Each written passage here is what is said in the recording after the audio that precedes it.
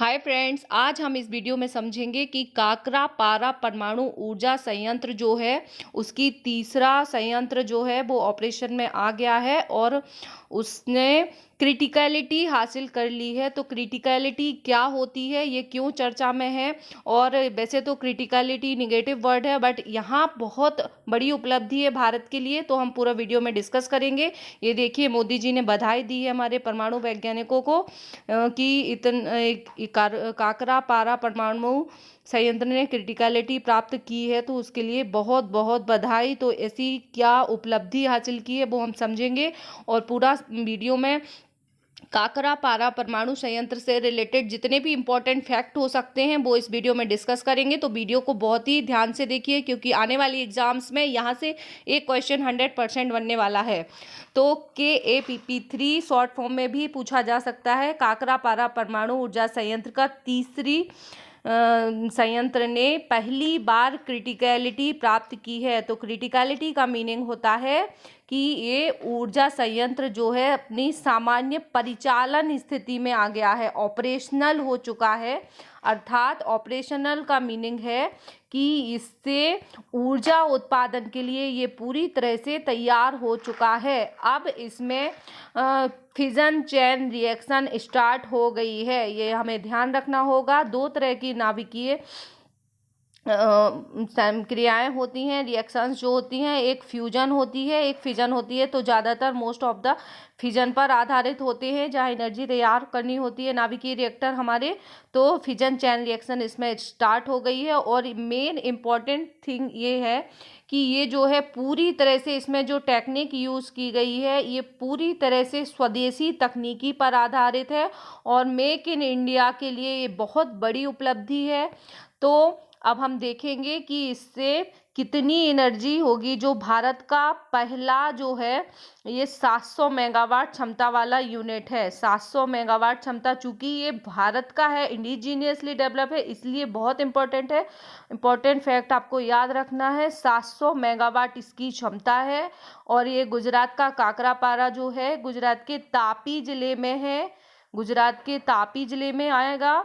और इसमें जो है IPHWR, ये इम्पोर्टेंट है, ध्यान रखिए। IPHWR टेक्निक यूज की गई है, जो कि India's pressurised heavy water reactor, इसका नाम है IPHWR, जो कि प्रेशराइज्ड हैवी वाटर रिएक्शन, जो कि दाबित भारी जल रिएक्टर, जो पुरानी टेक्निक है 1940 से चली आ रही है, उसका अपग्रेडेड और नया वर्जन है, नई टेक्निक है, इसलिए भी बहुत इंपॉर्टेंट है और इंडिया की ही डेवलप्ड है। और इसका नाम आई फॉर इंडिया यहाँ पे रखा गया है। और चूंकि ये इंडिजीनियसली है और इतना अच्छा आगे चल के इसका भविष्य होने वाला है, तो इसके लिए इंडिया शायद एक्सपोर्टर भी इस टेक्निक की वजह से बन सकती है, इस टेक्निक की एक्सपोर्टर बन सकती है। अभी तक हम जो आपने तमिलनाडु का वो कुडनकुलम परमाणु संयंत्र जो सुना होगा, रूस की सहायता से जो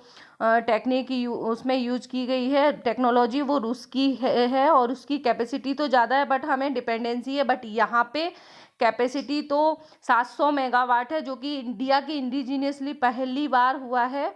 और इसके अलावा इसमें जो है ईंधन जो है वो प्राकृतिक यूरेनियम यूज किया जाएगा। आपको ध्यान रखना है, इसका ईंधन है प्राकृतिक यूरेनियम।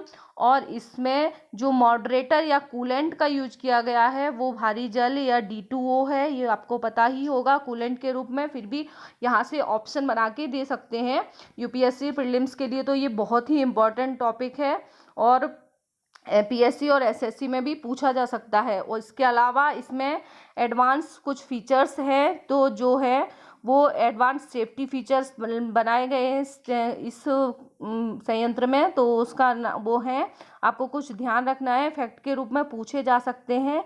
स्टील लाइंड और इनर कंट्रोल कंटेनियम और पैसिव डीके हीट रिमूवल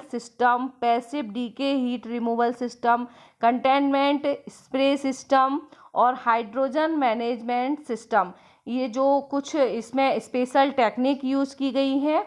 इसके अलावा ये जो उपलब्धि है ये इसलिए बहुत महत्वपूर्ण है क्योंकि जो हमारा पेरिस एग्रीमेंट है, Paris long term Paris agreement, उसके तहत हमने क्या कहा है 2030 तक हमारा ये टारगेट है कि 40% जो है बिजली वो नॉन फॉसिल्स से ही बनाई जाएगी। 40% बिजली नॉन फॉसिल से ही बनाई जाएगी। तो उसके लिए जो पेरिस एग्रीमेंट का हमारा टारगेट है 2030 तक के लिए, जो 40% नॉन फॉसिल इलेक्ट्रिसिटी पैदा करने का एनर्जी, तो उसके लिए ये बहुत ही महत्वपूर्ण हो सकता है। और इसके पहले इसके मतलब ये इसका थर्ड संयंत्र है, थर्ड यूनिट है। इसके अलावा जो कि 2011 में इसमें काम शुरू हुआ था, इसके अलावा इसकी फोर्थ यूनिट का भी काम चालू है, बट अभी उसने क्रिटिकलिटी प्राप्त नहीं की है, वो अभी स्टार्ट हो रहा है, उसका काम चालू हो गया है। उसकी भी पावर फोर्थ यूनिट की भी 700 ही है। और इससे पहले इसकी 1 और 2 यूनिट, ये भी हमें ध्यान रखना है क्योंकि यहाँ से भी क्वेश्चन अब बन सकते हैं। 1 और जो 2 यूनिट हैं वो किसकी सहायता से प्राप्त की गई थी, ये तो इंडिजीनियसली टेक्निक है, बट जो फर्स्ट और सेकंड यूनिट इसकी है वो कनाडा की तकनीकी पर आधारित है और उसमें उसकी क्षमता जो है वो है 220 मेगावाट, 220 मेगावाट है, जबकि थर्ड और फोर्थ की 700 मेगावाट है। यहाँ आपको ध्यान रखना है। और NPCIL nuclear power corporation of India limited के अंतर्गत ये काम करता है। तो आपको ये सारे फैक्ट आशा करती हूँ आपको बहुत ही अच्छे तरीके से समझ में आ गए हैं। तो भारत के लिए अब मेक इन इंडिया की एक बहुत बड़ी उपलब्धि है और शायद इस तकनीकी की वजह से अफ्रीकन कंट्रीज के लिए ये एक्सपोर्टर का काम भी कर सकता है। तो thank you very much for watching और चैनल को सब्सक्राइब जरूर कर लीजिए, लाइक एंड शेयर कीजिए।